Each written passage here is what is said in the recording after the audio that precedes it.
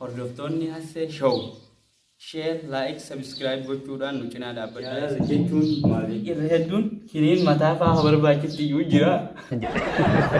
Kau ada hari firman buku si bayan. Ayyee.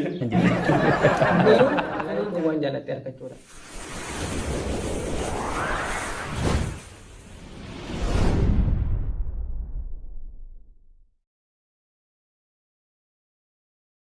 Warahmatullahi wabarakatuh. Duraan dursee salaaman ni kiyyatan onne irraa buqee isin haadha qabu jecha hordoftoonni Hassee Show share like subscribe gochuudhaan nu cinaa dhaabbadhaa isiniin jenna. Qophiin teenya tanarraa waa'ee jaalalaati. Sagantaa kana nu wajjin tura hanga dhumaatuudhaan kan na wajjii turtii kana taasisu Obsaa Jamaal jedhama. Wal baraa isinis. Oke. Gavi negara tu katanya galatoma. Ayyee gaafiin teenya tan jalqabaa maali yoo jettee nu gaafattan jaalala jechuun maal jechuudha?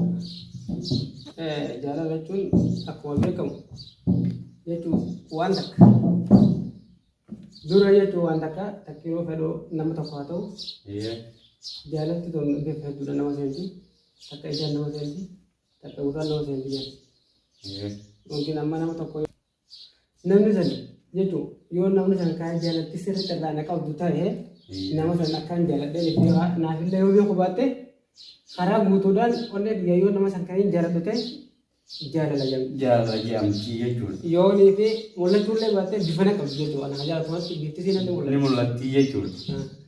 Hayyee itti aansuudhaan jaalalti bifti isiin qabdan gurraacha moo diimtuudha? Adda baasan ta'e. Jaalalli bifa ni qaba. Jaalalli bifa akkamii qaba? Bifa lama qaba. Ilma. Yeroo duraatiif dukkana. Yeroo boodaatiif ifa jechuudha. Yeroo duraatiif wanni dukkana. Jaalalli yeroo duraatiif san yeroo si qabe. Rakkaan ifaa dhufaa jechuudha. Yeroo si qabe sanitti waan hundi si wallaachisaa siif dukkana wanni kun. Illaa akkuma jettuun garuu lakkuu bultuun ifaa si jechi deemtee jaalala tana dhuunfattee qaama keetti irratti siif jirti jechuudha. Itti aansuudhaan gaafiin sadaffaan jaalalti kiniin ni barbaachifti warri dhugaa immoo akkam? Jaalalli yeroo tokko tokko kiniinillee ni barbaachifti. Kiniin jaalalaa jechuun waanuma jaalatisaa argachuudha. Karaa gabaabaa. Maali beektaa maal jedhan namni tokko tokko amma namni irra hedduun kiniin mataa fa'aa barbaachifti iyyuu jira. Tokko tokko immoo kiniin barbaachifti kiniin san addan baafnanii nuuni kiniin kun kan isin barbaaddu akkamii kan isin barbaachisan. Akkuma beekamutti yeroo tokko tokko namoonni maal jedhan beektaa? Kiniin mataa fa'aa goggogaa ta'e firra buusii baay'een. Kiniin jaalalaa akka beekamutti waan jaalatan irraa mataa dhukkubni malaa akka fakkeenyaatti jechuudha. Yoo saniin bifa saniin kiniin san liqimsitee mataa isaanii fayye kiniin jaalalaa harkatti illee ni jama. Irra caalatti garuu akkatti beekamutti kiniin jaalalaa jechuun waan jaalatte argachuudha. Kana jechuudha.